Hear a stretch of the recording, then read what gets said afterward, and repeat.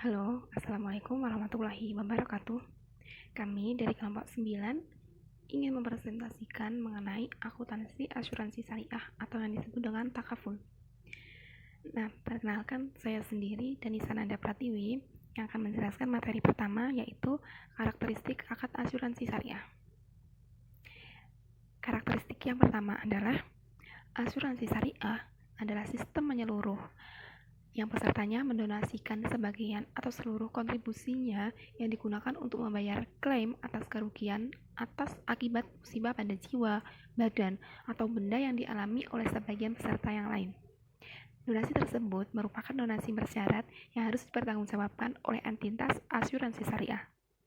Peranan entitas asuransi syariah dibatasi hanya mengelola operasi asuransi dan menginvestasikan dana peserta.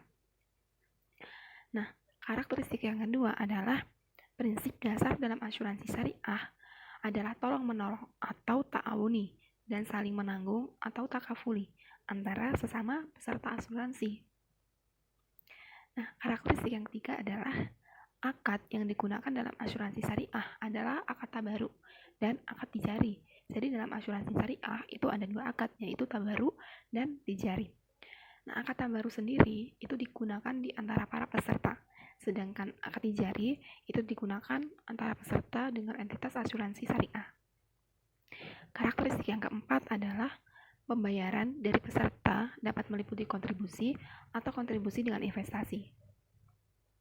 Karakteristik yang kelima, itu dana tabaruk dibentuk dari akumulasi dari surplus underwriting dana tabaruk yang merupakan milik peserta secara kolektif yang dikelola oleh entitas asuransi syariah. Nah, karakteristik yang terakhir adalah pembayaran manfaat asuransi atau klaim berasal dari dana peserta kolektif atau dana tabaruk tadi, dengan resiko ditanggung secara bersama antara peserta asuransi. Nah, sekian dulu penjelasan materi yang pertama dari saya dan selanjutnya akan dijelaskan oleh teman saya. Terima kasih. Baik, saya akan melanjutkan materi selanjutnya yaitu jenis-jenis takaful atau asuransi syariah. Jenis-jenis takaful ada 3. Yang pertama takaful individu, yang kedua ada takaful grup, dan yang ketiga ada takaful umum.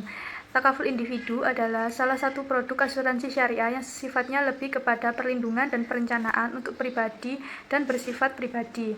Untuk takaful individu ini dapat dibagi kembali dalam berbagai jenis, yaitu yang pertama ada takaful dana investasi. Ialah produk asuransi syariah yang menjamin dan memberikan perlindungan sebagai bekal hari tua dari nasabah atau bisa juga menjadi jaminan dana bagi ahli waris bila nasabah meninggal dunia lebih awal.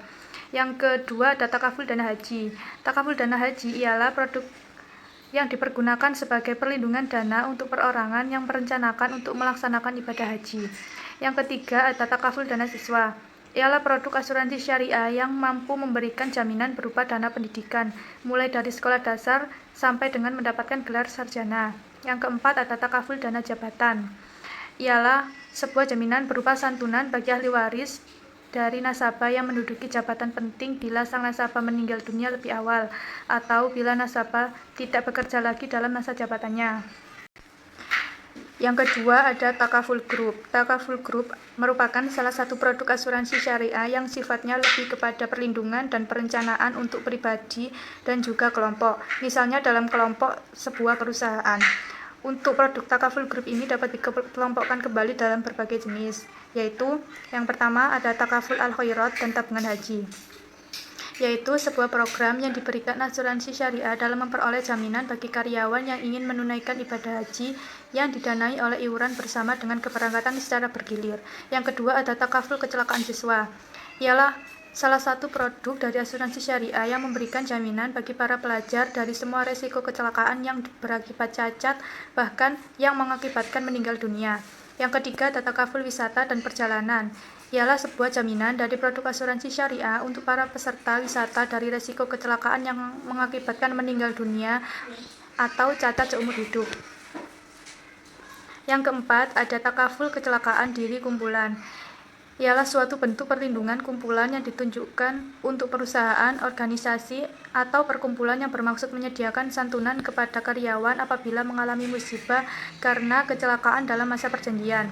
Yang kelima ada takaful majelis taklim, yaitu suatu bentuk perlindungan bagi majelis taklim yang bermaksud menyediakan santunan untuk ahli waris jamaah apabila yang bersangkutan ditakdirkan meninggal pada masa perjanjian. Dan yang terakhir ada takaful pembiayaan.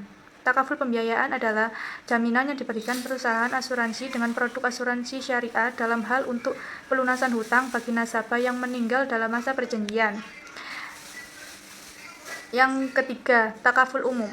Takaful umum adalah suatu produk dari asuransi syariah yang sifatnya lebih kepada perlindungan dan perencanaan untuk umum dan bersifat umum untuk semua nasabah asuransi syariah. Untuk takaful umum dibagi lagi menjadi beberapa jenis, yaitu yang pertama ada takaful kebakaran, yaitu jaminan berupa perlindungan dari segala macam kerugian yang disebabkan oleh api. Yang kedua ada takaful kendaraan bermotor, yaitu perlindungan yang diberikan kepada setiap nasabah asuransi syariah yang memiliki kendaraan terhadap kerugian yang terjadi pada kendaraan bermotor. Yang ketiga ada takaful rekayasa, ialah sebuah produk yang dijanjikan oleh perusahaan jika menjadi peserta asuransi syariah. Perlindungan ini bisa dilakukan terhadap kerugian pada pekerjaan pembangunan, baik itu pembangunan untuk rumah, villa, ataupun bangunan yang lainnya.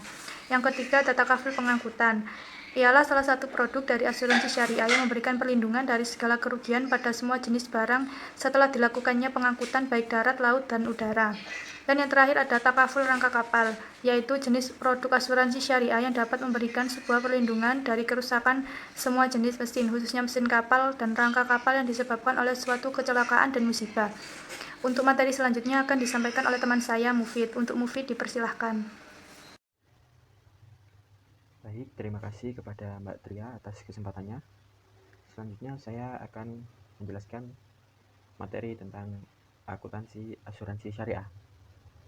Menurut Pernyataan Standar Akuntansi Keuangan atau PSAK nomor 108, laporan keuangan perusahaan asuransi syariah yang lengkap terdiri dari yang pertama ada laporan posisi keuangan atau neraca, yakni laporan yang disusun secara sistematis mengenai posisi aset, kewajiban, dan ekuitas suatu perusahaan pada saat tertentu yang bertujuan untuk menunjukkan posisi keuangan perusahaan pada tanggal tertentu. Yang kedua ada laporan surplus defisit underwriting dana tabarruk, yang diantaranya berisi kontribusi bruto. Yang kedua ada bagian reasuransi atas kontribusi. Ketiga ada perubahan kontribusi yang belum menjadi hak. Jadi di laporan surplus itu ada 3 isi tersebut dan masih ada beberapa lagi yang bisa dilihat di makalah kami. Selanjutnya nomor 3 yaitu harus ada laporan laba rugi. Menurut Solihin di tahun 2010, laporan laba rugi disusun dengan mengacu pada PSAK yang relevan. Yang keempat, laporan perubahan ekuitas. Entitas asuransi syariah menyajikan laporan perubahan ekuitas sesuai dengan PSAK yang relevan. Nah, selanjutnya yang kelima yaitu ada laporan perubahan dana tabarruk, yang di dalamnya berisi surplus atau defisit periode berjalan, ada bagian surplus yang didistribusikan ke peserta dan atau pengelola, ada surplus yang tersedia untuk dana tabarruk, dan beberapa poin lainnya bisa dilihat juga di makalah kami. Selanjutnya ada laporan arus kas, yakni menilai kemampuan entitas syariah dalam menghasilkan kas dan kebutuhan dalam menggunakan arus kas tersebut. Yang ketujuh ada laporan sumber dan penggunaan dana zakat. Komponen dasar laporan sumber dan penggunaan dana zakat meliputi sumber dana, penggunaan dana selama suatu jangka waktu, serta saldo dana zakat yang menunjukkan dana zakat yang belum disalurkan pada tanggal tertentu. Yang kedelapan, adanya laporan sumber dan penggunaan dana kebajikan. Sumber dan penggunaan dana selama jangka waktu tertentu, serta saldo dana kebajikan yang menunjukkan dana kebajikan yang belum disalurkan pada tanggal tertentu.